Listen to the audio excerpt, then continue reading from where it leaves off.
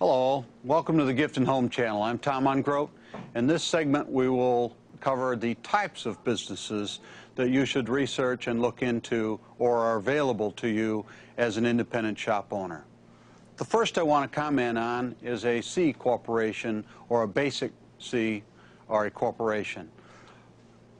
Basically, to summarize, profits are taxed separate from the owners. In other words, the owner itself, it doesn't have the liability, if you will, the corporation does, of issues that occur in the business.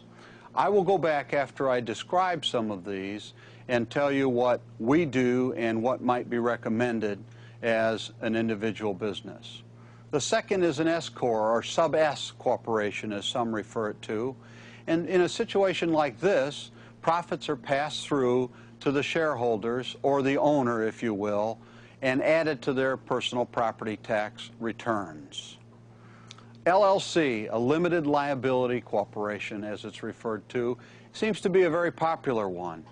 And it is one that you might want to look at, but it offers a limited liability to its owners, and it's more flexible form of ownership suitable for smaller businesses, and we'll talk a little more about that. A sole proprietorship, for many, many years, is probably the most acceptable for a small business, but it really has no separate existence from the owner. The owner is liable for all debts. The owner has the income taxed as an individual rate, so it really is the owner and the owner's business as a connection. And last but not least is a partnership. If you so be it, you need to have investors in your business to help you get involved. You will have a partnership. It is treated as a tax purposes the same as an individual liability LLC, but it is it's certainly, in my opinion, not something that you would always want to get into if you can avoid it, and again, I'll touch base. So let's go back to the top of the list a little bit for a minute. The regular corporation. We're all familiar with those, Wall Street, etc. It's your biggest companies. They have a multitude of investors in the company.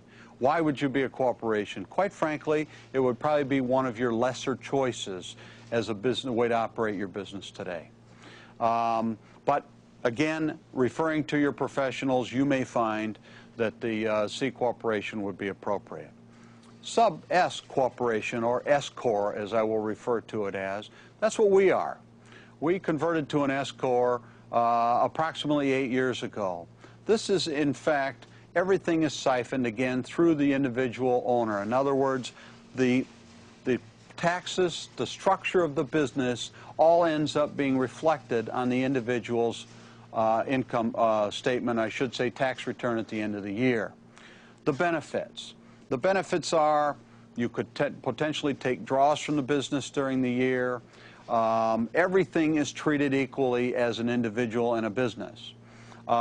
It's recommended that if you get into a multitude of businesses, as we are in retail and in catalog, that there are substantial tax benefits from one entity to the next, all folded under an S-Corp.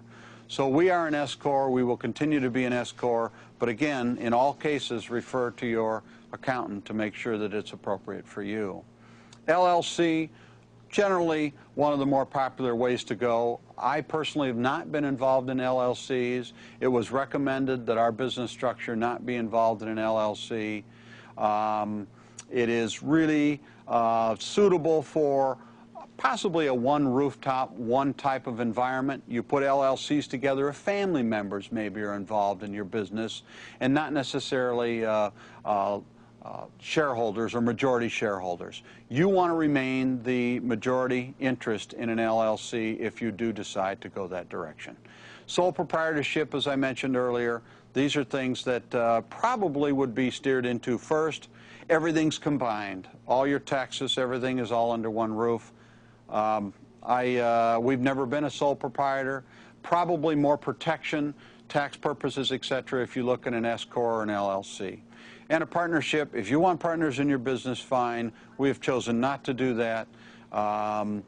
If you do, make sure you're a 51% owner and you have majority control and interest and control of your business. So I think these summarize what you want to do, but again, what's right for you, depending on who's involved in your business, you need to go to your professionals, your business attorney and or your CPA to come up with a recommendation of what best suits your needs.